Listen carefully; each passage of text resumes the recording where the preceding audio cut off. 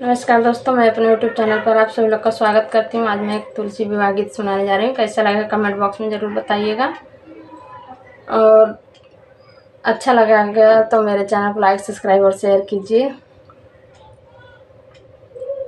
अब मैं सुनाने जा रही हूँ तुलसी का गीत। नारायण पूछै तुलसी से दिलवा का बात हो, नारायण पूछै तुलसी से दिलवा का बात हो, नारायण पूछै तुलसी से कहाँ तुहर माता तुलसी के तुहर पिता हो, के तुहर माता तुलसी के तुहर पिता हो। कवन नगरिया में भइल बा विवाह हो, नारायण पूछै तुलसी से दिलवा का बात हो, नारायण पूछै तुलसी से दिलवा का बात हो, नारायण पूछै तुलसी से। धरती हमारी माता हई, मेघ हमारे पिता हो, धरती हमारी माता हई, मेघ हमारे पिता हो।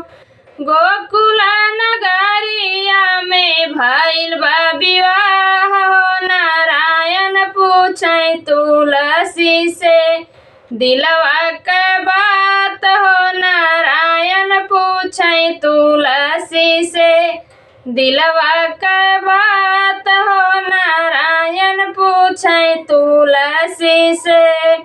कहाँ तुहर नैहर तुलसी, कहाँ तुहरा सासुर हो, कहाँ तुहर नैहर तुलसी, कहाँ तुहर सासुर हो।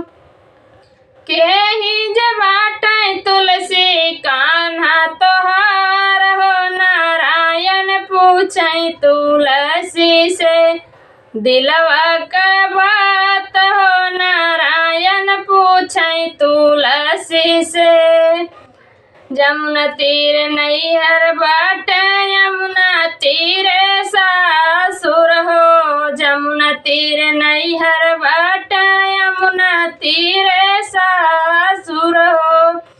कुंवर कन्हैया बाटे कान्हा हमार हो, नारायण पूछै तुलसी से दिलवा का बात हो, नारायण पूछै तुलसी से दिलवा का बात हो, नारायण पूछै तुलसी से। ये गीत कैसा लगेगा कमेंट बॉक्स में ज़रूर बताइएगा।